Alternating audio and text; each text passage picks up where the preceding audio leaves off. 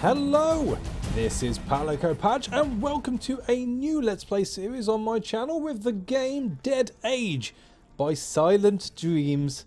Silent Dreams. Lovely name for a developer. But hey ho, this is a non-linear strategy RPG roguelike, supposedly. Now that's the hell of a mouthful.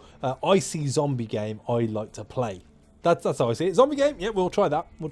And I've had a quick go on it. I don't like going too deep into these games before bringing them to the channel because I like my reactions to be honest. I don't like to sort of set up the gameplay if I can help it.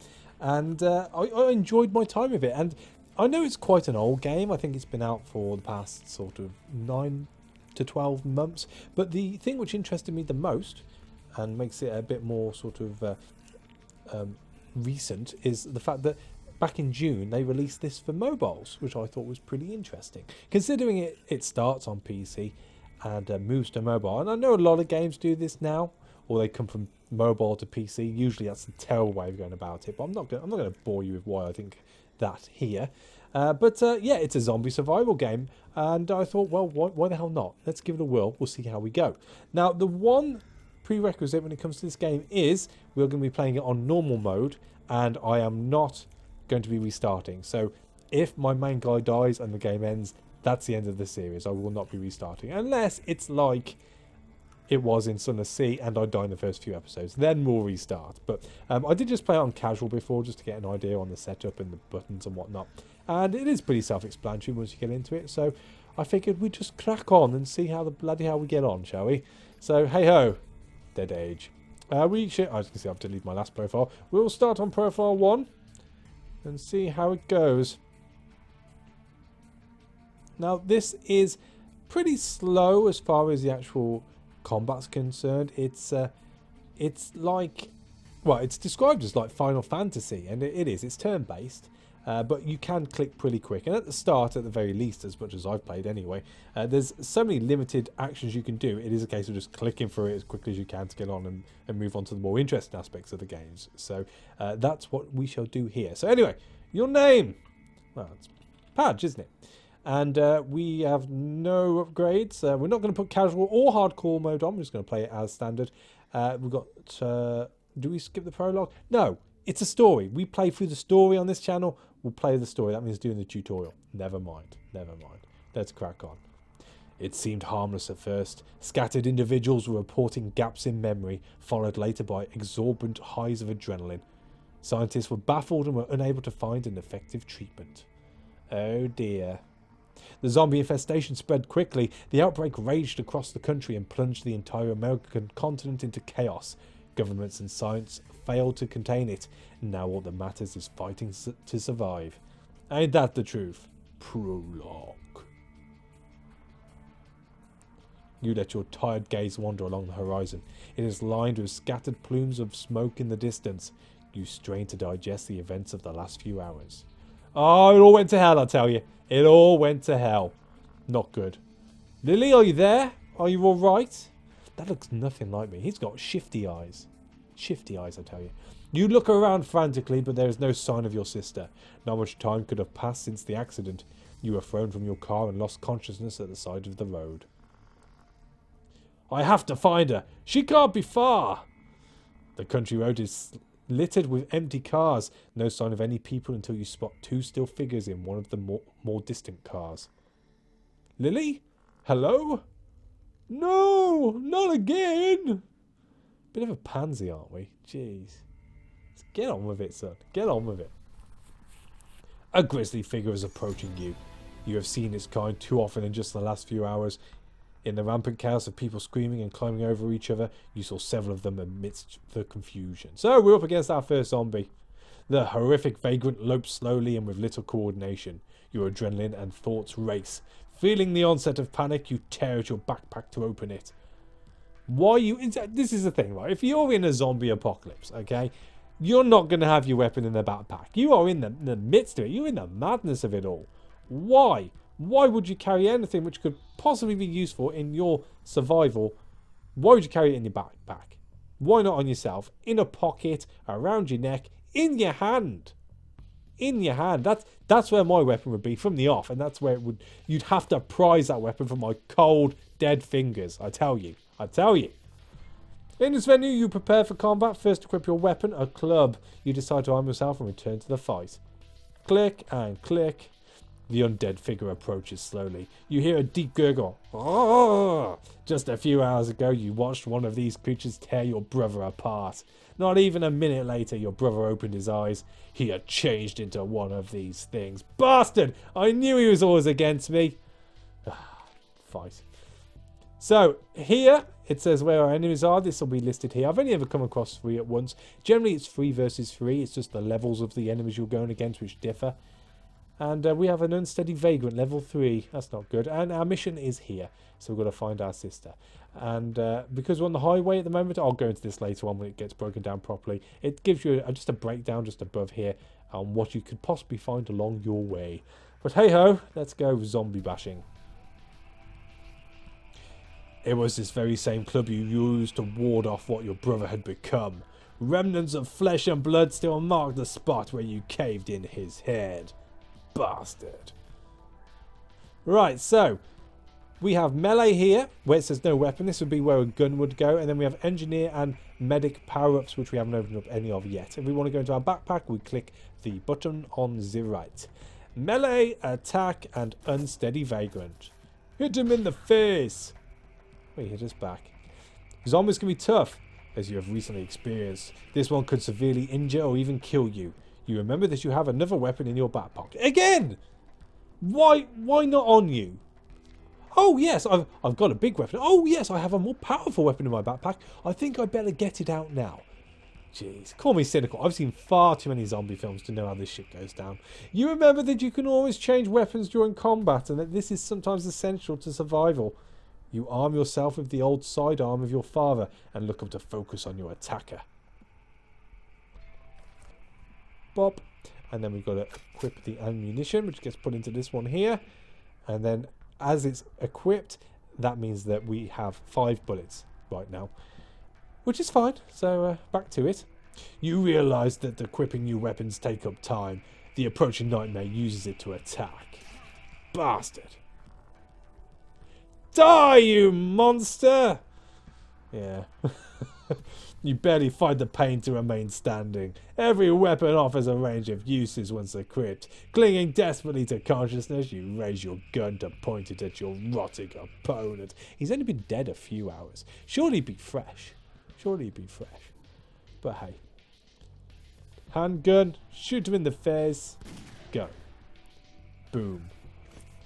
And that 186 damage is the most you'll ever get with that pistol.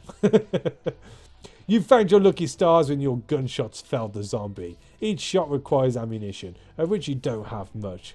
At least you found something of use on the defeated creature. And we get to wear his old sweaty vest. Lucky us. Lucky us. The shot fired has attracted other undead. They seem to sense your warm blood and flesh. They drag themselves groaning towards you. You have just enough time to prepare your equipment. You open your pack. Because that's what you want to do. This guy loves his backpack, doesn't he? He absolutely adores his backpack. Alright. The blood-stained undershirt offers minimal protection from damage your attackers may cause. Well, I guess we better pull on the bloody vest then. Never been one for vests. Never been able to do a John McClane. The undead have reached you. Weak and with only a few bullets remaining, you resolve to defend yourself to the last. Yeah, level 3s against a level 1. Doesn't look good. Doesn't look good.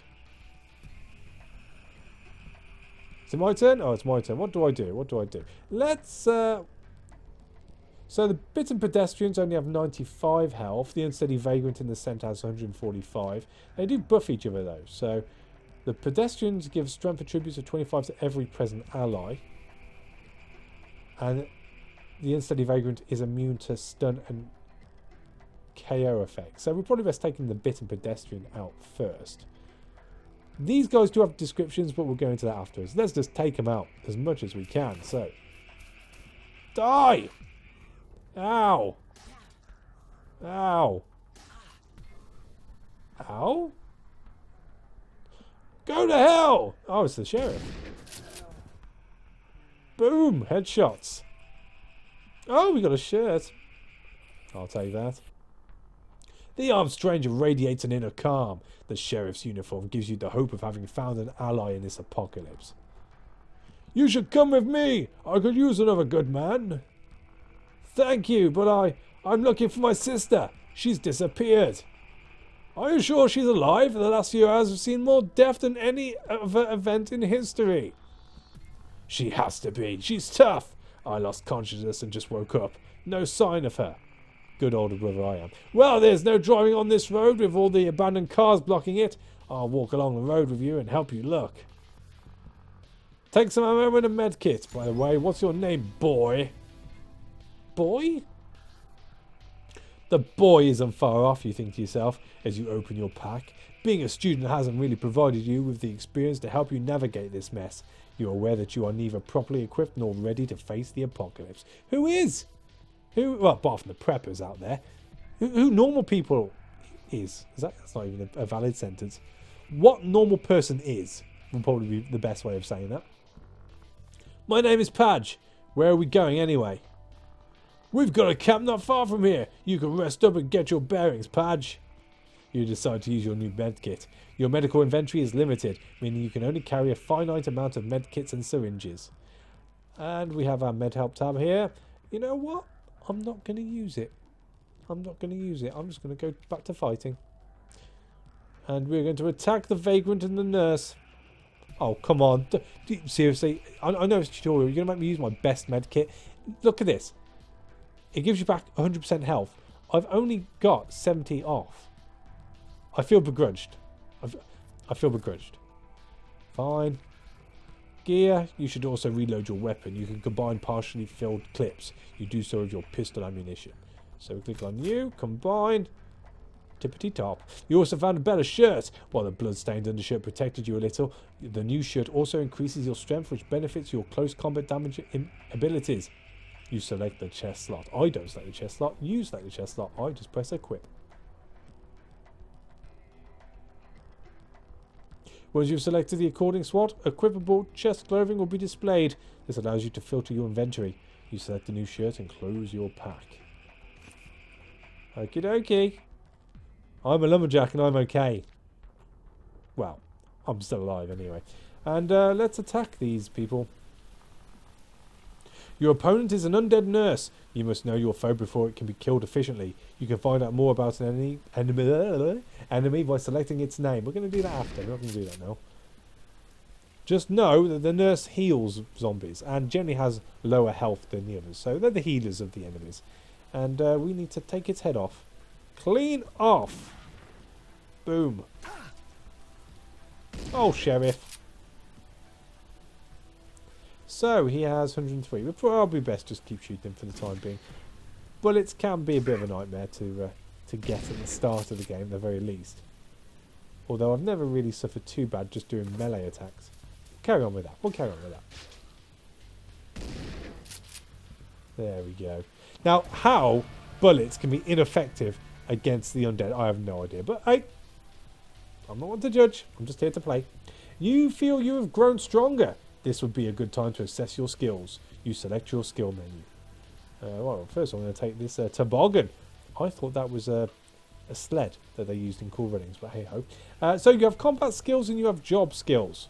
A survivor may choose from a variety of skills. You have been awarded skill points which can be used to improve your combat and job skills. You choose a skill that appeals to you and leave the menu. So, we have different skills down here, which are all combat skills. The dark green squares you see represent a... What's the best word to say? It's the a new ability is the best way of saying it. So, as you level on up, you open up more abilities. But as you open up each one of these squares, they cost 1 skill point. So, for instance, melee, the first one will cost 1, the second will cost 2, the third will cost 3, etc, etc. So as you gain in skill, the more skill points you need in order to open up the next available level. We also have job skills. Job skills open up jobs around the actual base, which lead to you being able to scavenge food and materials and tools and possibly crafting clothes and better weapons and whatnot. So again, it's a case of balancing the two in between. I haven't really gone, as I said, too far into this game, so I don't know what's the best one to sort of concentrate on initially. But I do like the fact that as we are melee and handgun based, and we have a leg shot, which I find is pretty useful, it's probably best to aim for that as opposed to breakthrough. Reduce the defense attribute of the target by 75%. I suppose that's not too bad. Let's go for melee. We're probably going to use more melee than handguns, as that is needing ammo each time. So 1, 2, 3 of those. And then job skills. Yeah, we're going to keep those. What should we open up? Hunter and blacksmith jobs. That's probably the best. Hunter is food. So that would probably be useful. So we'll go for that. And accept. Loot. Pick up the toboggan. Very nice. You find a crate. The lid seems to be connected to something inside by a wire of some sort. Now these happen in between different enemy bouts. Waves is a better word to be using. And they can be quite random. I've come across having to go into cars. I've come across buses, armoured cars, stuff like that. And there are certain skills which have to be at a certain level to be able to successfully open up crates, cars, etc, etc. Try to open. So here we need our cunning. So with the sheriff having a cunning of 3, it gives us a 55% chance of actually doing this. I think as it's a tutorial, it's going to open anyway.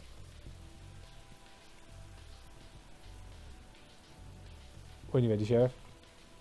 Yes. So yes, again, I haven't been that lucky whilst once being released into the game proper, but hey ho, you never know. And we've got our first set of materials, which is lovely. Patch, keep an eye on that. Money is worth nothing anymore. Materials are the new currency. Use them to trade when dealing with a merchant. Thanks, Sheriff. You leave the highway and start trekking through the woods. Luckily, the undead are few and far apart. When one appears, the sheriff makes quick work with a well-placed shotgun blast. Kaboom! You hanging in there? We'll be there soon. Still no sign of my sister. Where could she be? With luck, she is with the survivors that set up nearby. You might also have found our camp. Or she might also have found our camp. You can rest up there. I guess we're going to the camp then. We're here, look out! The gunfire on the way here must have drawn a horde. Oh dear. When a horde appears, you sometimes have to face several waves of undead. These encounters are more challenging, but the rewards in weapons, ammunition and other gear are greater. Protect the camp! Don't let them through the gate! How are we supposed to do that? There are so many. It's 2. It's 2. I've never been one to over-exaggerate, but obviously this version of me does. Shifty eyes, I tell you. Shifty eyes. You're lucky I spotted you and your undead friends here. How'd you like this played, gentlemen? Oh, Trish. Trish, good timing. Go ahead, Padge. Awaiting your instructions. What? Mine?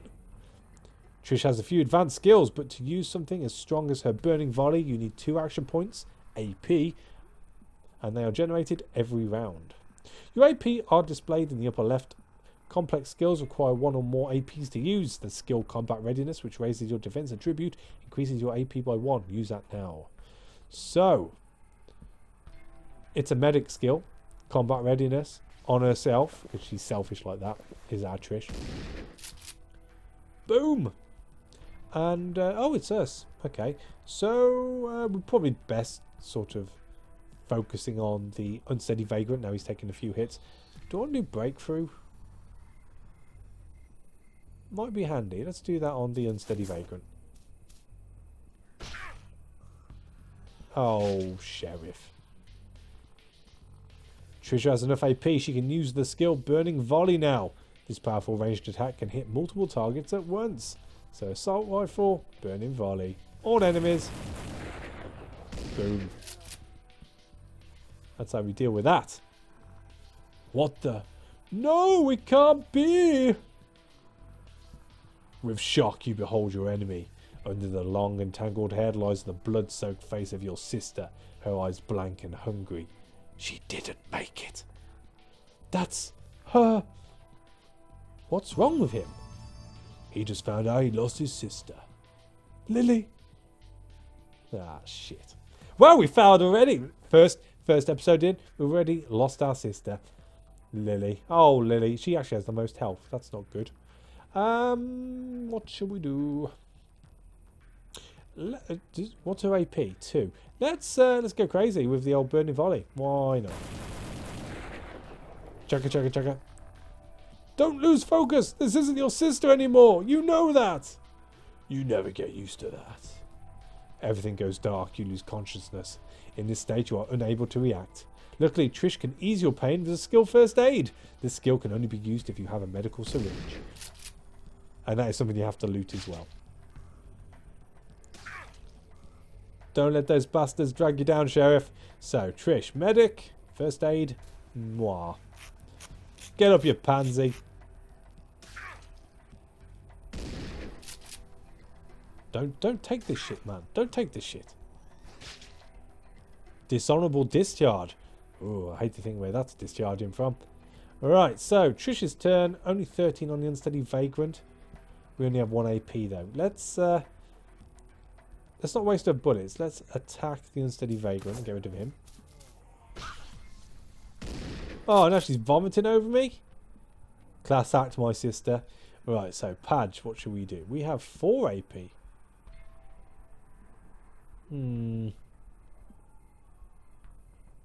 If I use the handgun against the pedestrian, we might finish him off. Or not. Or not. And on to Trish. So she has 2 AP. We're going to do the old burning volley again. Oh, yeah. I'm so sorry, Padge. Bella Trish kill her than me. I don't want that guilt.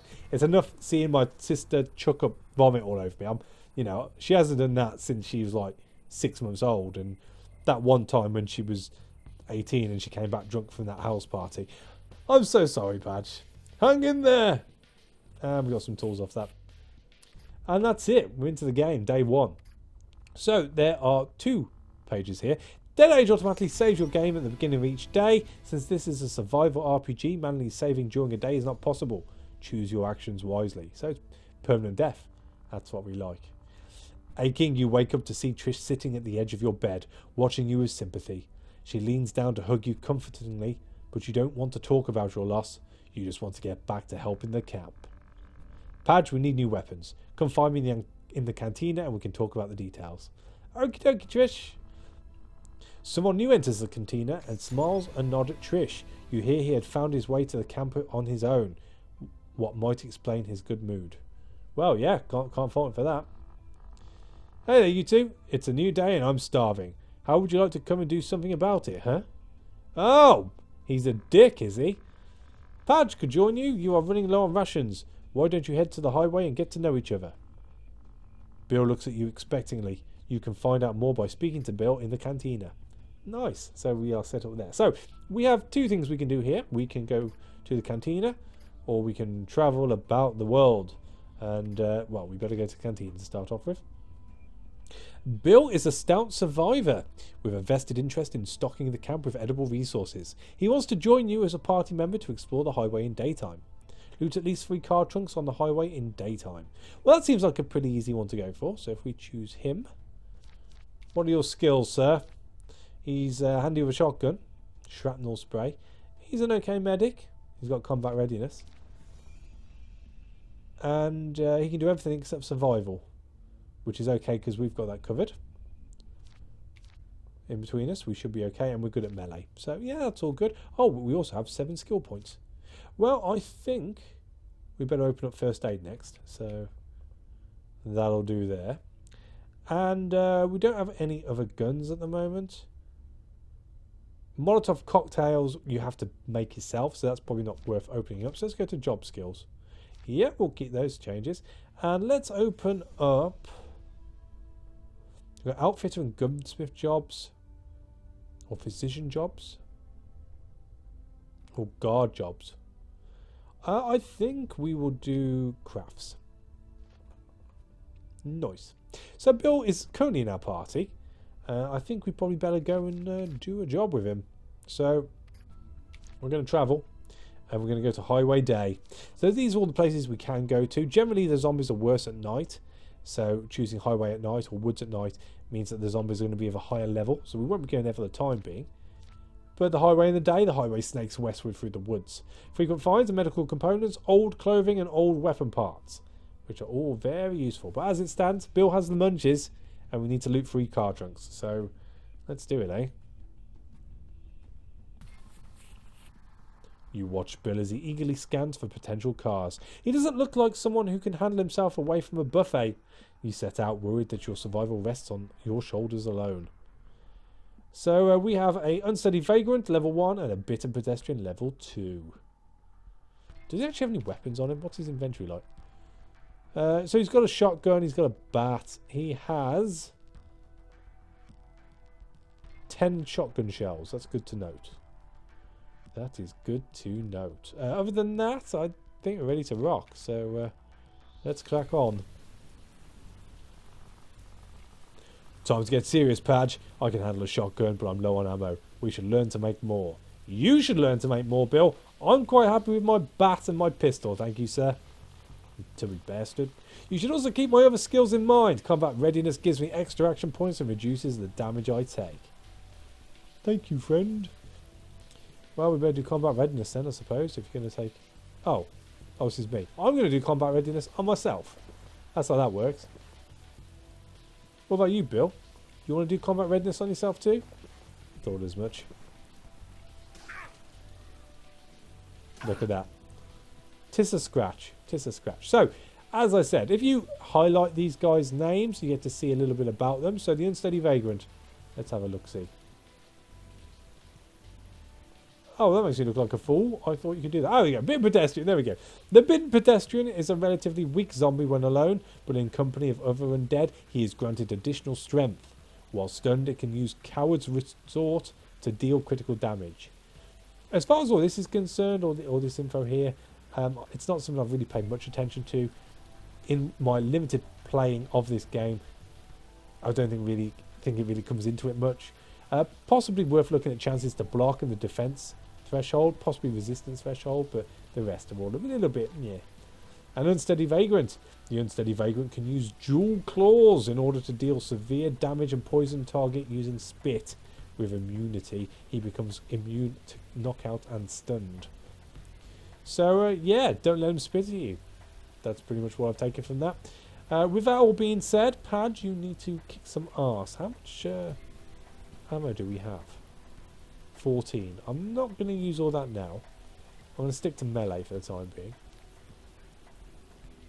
Let's knock down the defense of the vagrant. And then we'll get good old Bill here to take him down. Only 35? Yeah. So with me explaining this, I am generally just going to run through the attack as quickly as I can. Because it can drag out, being only based on action by action combat as opposed to real time, which is a bit of a shame, but it makes more sense than why this has been introduced to a phone now, I suppose. So there we go. We've got some old clothing. Boom. We'll take that. You hear the roar of an airplane in the distance. You look up and see a military plane parachuting crates of supplies, and this is what tends to happen in between each engagement that you have, although waves do count as one engagement, so if you have 2 waves you've got to do both waves before something like this pops up. Go to the drop zone. Inside the rescue crate you find several canned goods to add to your rations. Tip top. I'll take those. Bill still has the munchies though, so we need to crack on with this, but we shall be doing this in the next episode. Think of this as a sort of... I can't even think of the word. What's the word I'm looking for? No, it's gone. It's gone. I'll edit the word in. So, so thank you for watching. As always, a like is appreciated, and I'll catch you on the next one. Take it easy.